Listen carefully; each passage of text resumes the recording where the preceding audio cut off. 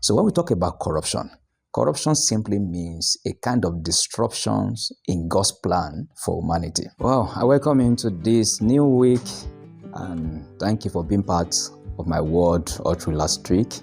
And I believe you are using the principles you learned already from this broadcast. And this week is going to be an exciting one because of the things you will get from here.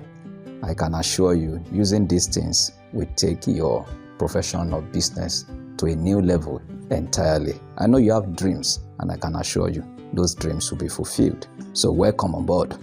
This week I will talk a lot on something relating to corruption, and not the kind of corruption you know about Nigeria or any other place. I will be talking about what's created corruption and the consequence of corruption in the course of my teachings. But basically, I'll be speaking on how to bake your bread. Initially, the bread for humanity was, suffered corruption. Yes, take note of that. That when today people are talking about productivity, they are talking about business, they are talking about money, they are talking about fulfilling their dreams, there was a problem at the beginning. And I term that as corruption on the bread. Then Jesus being the solution to the problems of the world. And I just want you to know one thing about Christ. He's more than a religious person. Christ is real and he's really solving, real life problems. So even with you as a business person, as a professional, you will need to understand this about him. So let's take this from Genesis 3:19 first. Genesis 3:19. Then we had it with Matthew 6:11. Genesis 3:19 and Matthew 6:11. I just want you to understand that if today you are not getting the kind of job that you want, you are not getting the kind of salary that you want, it's like you are working, you are hustling, and you are not getting results. We advise you, don't just blame people, don't blame your government. There are many things you need to blame. But because we are not playing blame game, we are here for solutions. So please just work on these two scriptures this week and we will get some principles out of that. Genesis 3:19 says, "In the sweat of your face you shall eat bread."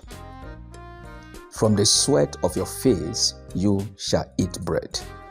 Then Jesus now said, you should pray for your daily bread. Please match these two scriptures together. In the sweat of your face, you will eat bread. Then pray that God give me this day my daily bread. So I just want you to understand something, that originally when God created humanity, he planned that everything would be good. The Bible said that everything that God created was good.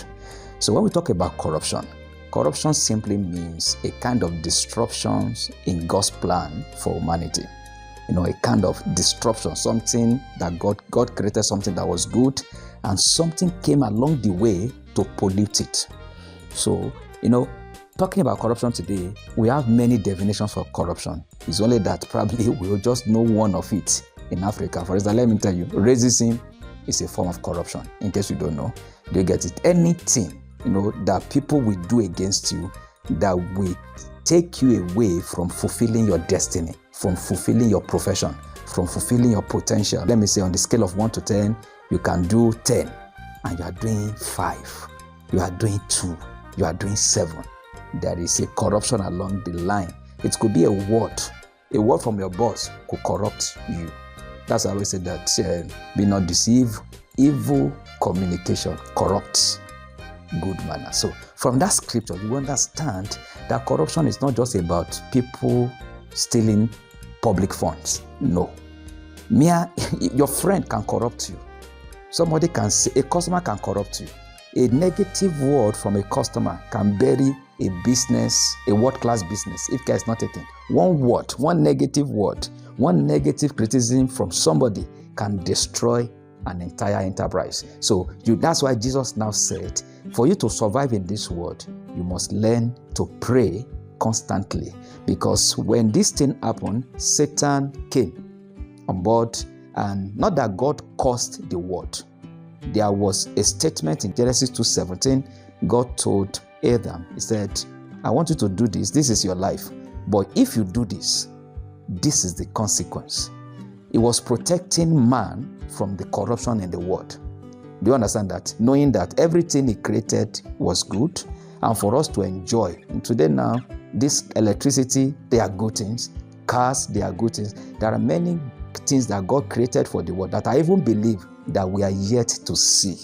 Do you understand? So, and that is why we need more business people, more professionals to bring all these good things back to our world. That is the reason for this podcast. So this week, today, I just wanted to rest on this, that if it is corruption, you have a lot of people to deal with. If it is corruption, you have a lot of issues to deal with. So I want you to join me all through this week as we unravel the word corruption. If you are thinking corruption is about public embezzlement, I will tell you, you will need to listen to me again. Because for somebody, you are getting your first breakthrough. First freedom. I call it mental freedom, because there are certain things you put on your mind that are not actually your problem. So think about this word, that in the sweat of your face, it means that people will struggle for everything they will need. And Jesus is now saying there is a solution to that you don't need to struggle. You can actually get everything you want in life if you learn how to pray for your daily bread. So join me again tomorrow as we take further steps on this study. We are talking of baking your bread. God bless you.